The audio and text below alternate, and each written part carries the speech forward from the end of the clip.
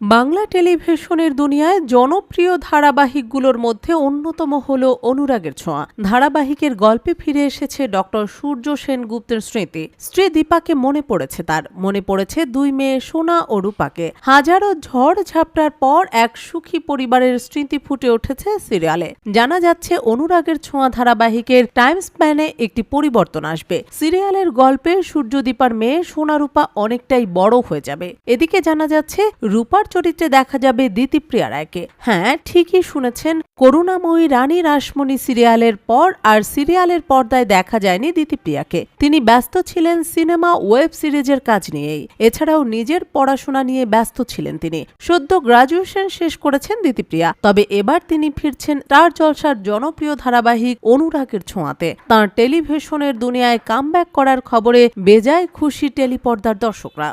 বাংলা টেলিভিশনের দুনিয়ায়